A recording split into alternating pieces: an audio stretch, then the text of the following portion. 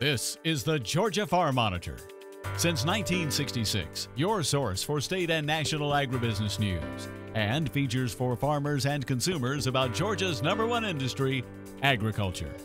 The Georgia Farm Monitor is produced by the state's largest general farm organization, the Georgia Farm Bureau. Now, here are your hosts, Ray DeLessio and Kenny Burgamy. Welcome to this week's edition of the Georgia Farm Monitor. I'm Kenny Burgamy. Ray DeLessio is away today. We have some great stories for you coming up. Now check this out. We'll help you get to know the Georgia Farm Bureau Young Farmer State Chair for 2015. David Crumley talked with us during this year's Young Farmers Convention on beautiful Jekyll Island. Also, Mark Wildman tells us about a local corn club from Oconee County. Mark shows us how the club helps 4-H students learn about finance and farming. And 2014's GFB Hay Contest winner told us how to grow quality hay. We'll visit the Kessler family in Effingham County. It's all today on the Georgia Farm Monitor. If you follow the Farm Monitor for any length of time, you already know the Georgia Farm Bureau sponsors a friendly competition to see which producer grows the best quality hay in the state. Now, just a few days ago, the 2014 Hay Contest winner took possession of a much-needed hay baler.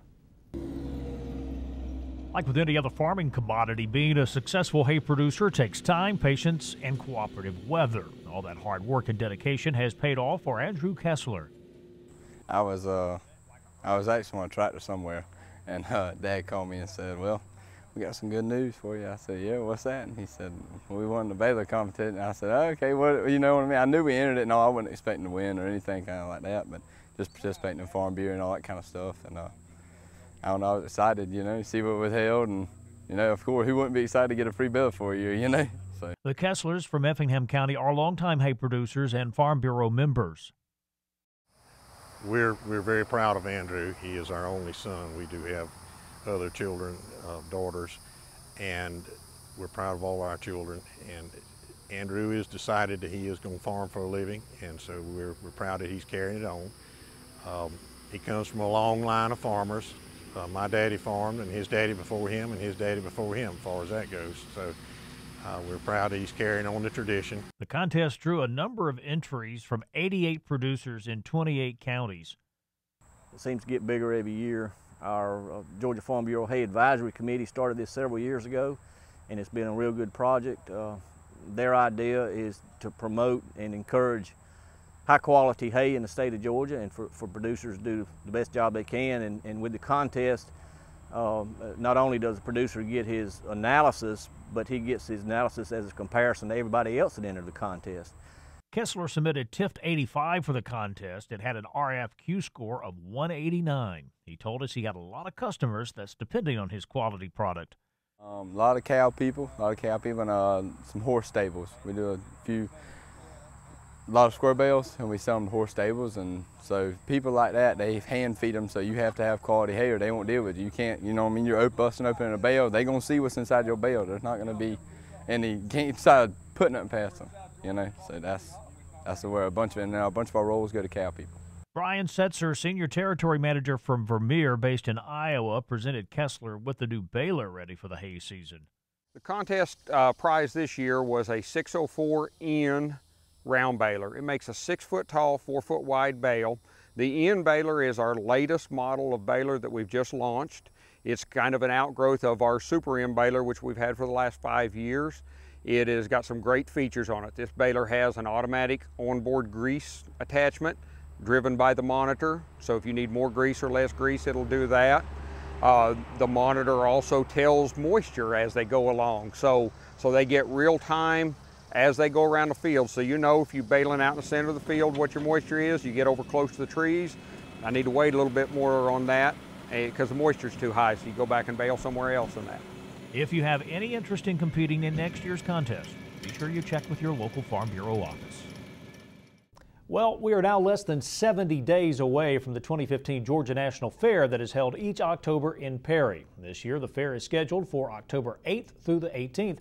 Now remember, one of the newest features of the fair that started in 2013 is the Georgia Grown Building. It's a joint project of the Georgia National Fair and the Georgia Department of Agriculture. During the fair, the building features space dedicated solely to Georgia grown products, manufacturers, and agricultural businesses. If you'd like to know more about this year's fair, like ticket prices and concert information, be sure you go online and visit GeorgiaNationalFair.com. Now take a look at this. A Macon man discovered at his retirement community where he lives. 77-year-old William Elrod caught this 1.5-inch insect near the building of Macon's Magnolia Manor Senior Living Complex. It's a wasp known to kill the noisy summertime cicadas. The wasps are not known to harm any humans. The female wasp generally hunts down the cicadas, stings them, and carries them back to their tunnels that they've built to feed their offspring. Mark Wildman recently visited some Georgia 4-H students in Oconee County that are learning a valuable lesson about financing and farming. The students are involved in a corn club that teaches them not only how farmers produce a crop of corn, but see how farmers turn the crop in the field into money in the bank.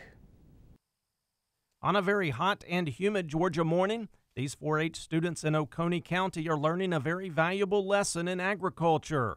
They are a part of a corn club that is designed to teach them about how corn is grown and, more importantly, how the crop is sold.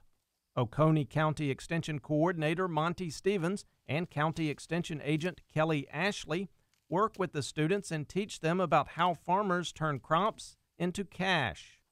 I hope that these kids learn the science behind this and the business side, that agriculture takes just a lot of bits and pieces to come together to make this thing work, because we have a generation that needs to learn about these factors, that where does their food come from. And these young people here don't live on farms, but they are getting a great lesson on where their food comes from and how it's produced. The sweet corn is grown on a UGA test plot by UGA researcher Dr. Nick Hill. He uses seed donated by Monsanto and grows the crop using clover as the crop's primary source of nitrogen. The students not only are learning the finance of farming, but they are also learning about good stewardship of the land. We have 7 4-H'ers that have participated since February, and we've met weekly through the spring, and now during the summer months we've worked daily in the fields. After the corn is picked, they load it up and haul it to a local grocery store, where they unload on the dock and the corn is displayed and sold in the store. Our 4-H'ers have learned a lot about entrepreneurship. They've designed a business model. They've learned how to promote and market their product, so the kids know how to get the product from the fields to the grocery store.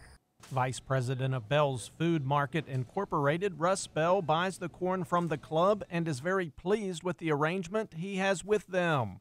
Oh, it's been a no-lose situation. The kids have been great to work with. Their leader, Nick Hill, has been great to work with. The product is incredible. It's a summer commodity that everybody enjoys this time of year, and it's really been a win-win for everybody, in my opinion. Not only does the store enjoy helping students learn, but they enjoy selling a really good product. We had some people that were getting the other corn that we were getting in from our supplier, and have had customers come by them and tell them they needed to come back here to get their corn because it was the best stuff that they'd had in years, and I mean, word of mouth. So you had customers telling other customers, you need to put that back, come back up here to the front and get the corn. The Corn Club has been a huge success, and organizers hope to expand the program next year, so not only more consumers can enjoy the great tasting corn, but also more students can learn how to make a living off the land. In Oconee County, I'm Mark Wildman for the Georgia Farm Monitor. Now coming up next on the Georgia Farm Monitor, a visit with the 2015 Georgia Farm Bureau's Young Farm Chairman, David Crumley. Stay with us.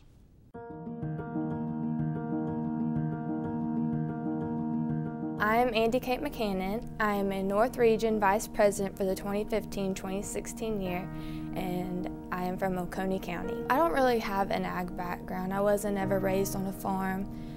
My great-granddaddy actually had cows and grew cotton in our county, but that was a long time before I came along. So I never really grew up on a farm or had any ag relations growing up. After this year, I'm planning to go to college and get a degree in agricultural education and teach ag and continue my love of FFA and be able to share it with kids that are my age and just continue to make an impact on the lives of other students and really just be there to push them in their FFA career like so many have done for me. To learn more about the National FFA organization, log on to ffa.org.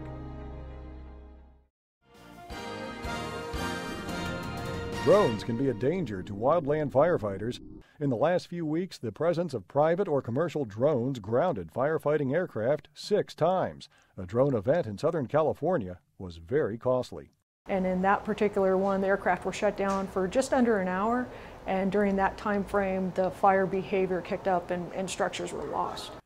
Anzalone says drones or unmanned aircraft systems can endanger firefighters, aircraft, and fire-threatened communities. Safety depends on understanding what aircraft are out there as well as where those aircraft are operating.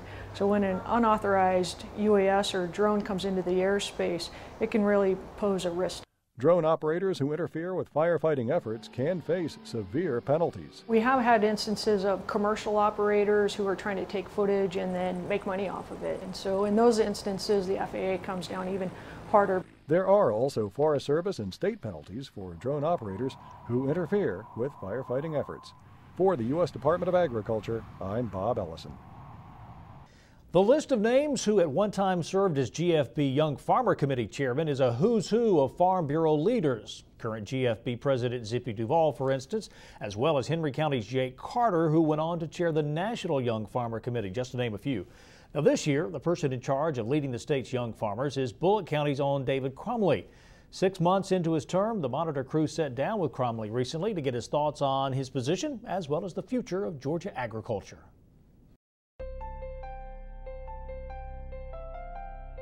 It's been such an awesome experience. Jamie, my wife, and I have just really enjoyed it, and just seeing the inner workings of Farm Bureau and just getting to meet all the great people that work with the leadership of this organization has been huge. And I really have learned so much from everyone, and just getting to know President Duvall better and his wife, Miss Bonnie, and we are very just blessed to have this opportunity to serve this year. It's been wonderful.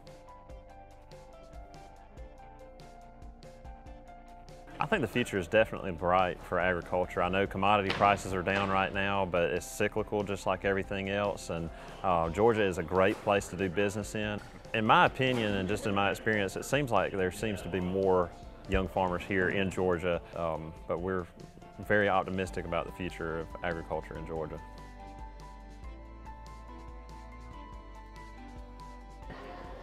You know, I knew that Farm Bureau was a grassroots organization, but really seeing how what we actually do through our county Farm Bureau meetings and how something can get passed up the line, so that whenever we go to Atlanta or whenever we go to Washington, you know, being able to see how that's actually, you know, that started in someone's county Farm Bureau office, and so that's really been incredible to see that, but then also just to see how the leadership works together, how there are people from all across the state, from North Georgia that, you know, a poultry, you know, big poultry region up there, or, you know, the row crops down in South Georgia, or, you know, beef cattle, or any of the different things across the state that we're known for. And so I don't know, it's just really neat to see all these people coming together for a common purpose to promote and to build agriculture in our state. I think about how many times whenever I talk to someone in the Farm Bureau office and they say, well, Mr. Duvall's out, he's in, you know, Morgan County, or he's over here or over there, and it's just like, wow, he never stops going. And that just shows, you know, his leadership. He's actually boots on the ground, out there talking to people to see how we can make our organization better. And so we definitely appreciate him and Miss Bonnie and for all their sacrifice that they've made for us, and for President Stallman as well for all that he's done for American Farm Bureau as well. It's been really incredible. If you missed any part of this profile on David or other stories on today's show, you can still see them on our YouTube channel. That's the Georgia Farm Monitor. Be sure you check out the archive of stories that date back to 2009. And once you're done watching the stories, make sure you like the Georgia Farm Monitor Facebook page. It's a great place for you to leave us a message or make story suggestions. Feel free to send us a message either on Facebook or the address listed below. That's news@farm-monitor.com. When we come back, Georgia Bulldog football fans will know the voice of Loran Smith. But did you know he grew up on a cotton farm in Johnson County? We'll hear his story in just a few minutes. I think the American farmer can handle the challenge to feed the world. When you crunch the yield numbers at the Ray Farm in Fayette County, it's eye-popping. They produce some 5,000 acres near the Mississippi border. Scott Ray is planting soybeans this day, but name a crop and he's really good at growing it. The Ray Farm typically averages 200 bushels per acre for their corn, but they've also won national yield contests and recently produced corn that had a yield of nearly 340 bushels per acre. I know where the good ground is, so I push the populations up on the better ground and increase the fertility. The records are being broken year after year, so I think we're, barring a weather disaster, we're on an uphill trend yield-wise. Farming can be a competitive venture, and you'd think information about staggering yields would be something a producer would keep to themselves. But that's not the case for the Ray family. They're more than willing to share what they've learned. Fayette County UT Extension Director Jeff Vai praises the Ray operation for sharing the knowledge they've gained about increasing yields with other farmers and seed producers. They're doing this not only to benefit themselves, but also to help these companies make better varieties. So again, if we can get higher yields on less ground, that's going to just be beneficial to the entire world. That's key here. The Rays aren't just doing this for the sake of doing it. The day will come when we must produce higher yielding crops on the same amount of land. Every day, Earth adds the population of Williamson County, Tennessee, increasing by about 200,000 people. At that rate, we will have a world population of more than 9 billion people in 2050. So the problem is we will have more people, less arable land, and the other big factor in this is water. Dr. Fred Allen with UT Plant Sciences says yield contests are helpful and demonstrate the potential of what farmers can do with their land. What happens with a yield contest is it's a reflection of the science that's going on behind the scenes up to that point. So it's a reflection of the genetics. For producers, doubling yields is now science, not science fiction. And what we can do today is what we must do in the future. This is Chuck Denny reporting. Any longtime Georgia Bulldog football fan will know the name Loran Smith. He's been a familiar voice on Bulldog football radio games, known for his interviews and conversation during the Bulldog tailgate activities and as a sideline reporter. One thing you may not know about the Associate Director of Public Relations at UGA is that he was raised on a family cotton farm in rural Johnson County. Wyatt Posey, who played and coached here, came from a little community in Alabama, and his daddy was so proud of him getting a football scholarship to the University of Georgia and going to college that he sold a bale of cotton for $16 to buy his son a suit to go off to college. Now, those were the kinds of sacrifices that you only know about these days when you hear about it, because nobody's going to experience that time again. And that is something that I appreciate that came my way, was the work ethic. Because growing up on a farm in the late 50s, things were austere and you gained perspective. You didn't know that as a kid. You were trying to get out of that cotton patch.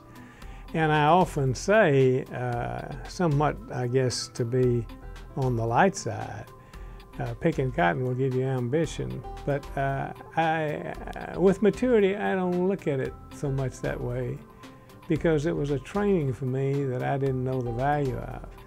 But what was the most difficult thing about it when I looked back, my daddy, who had to quit school and work on the farm in the Depression, knew that if he had had even a high school diploma, he could have gotten jobs and could have made life better for his children, his family. And all he wanted us to do, I'm speaking of my 3 siblings and I, was to have an education. And he never begrudged his life, but it was making ends meet. He didn't want me, for example, to play football for 2 reasons. One is he didn't see the sense in football, and the other was a broken leg would have put a strain on the family medical budget. We didn't have a medical budget. There was no insurance. All farming families back in the tough days wanted was a little life insurance. There was no health insurance. I don't know, but I would like to be remembered as someone who has been grateful for a good life that started on a farm, and that I have always felt that I should say thank you and do what I could to help the University of Georgia. Every year, farmers are looking for the next big thing when it comes to seed varieties. That's why field days, like one recently hosted by Pioneer, are so important as producers get a first-hand look at the latest research. Damon Jones was in Mitchell County, and he has the story. Years of research and testing are represented right here in these fields as Pioneer hosts their annual field day in Pelham. It was a chance to not only show off their latest corn varieties, but also pass along their knowledge to the farmers. We make a concerted effort to be on the farm and in the field. We do extensive testing on our products before they become commercial and after they become commercial, and we kind of know where they need to be placed and the populations that they perform their best. And we like to pass that information on to our growers, and this is one of the best venues to do that. And that information is vital for these visitors as they must deal with an ever-changing growing season.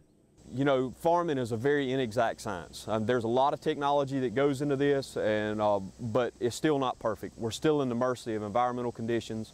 We're still at the mercy of diseases, and we never know what years don't present us. And that's really the main reason for this type of event, as farmers get a chance to see the latest varieties on the market and ask agronomists any questions they might have about their field. It's this information that should help reduce some of the uncertainty.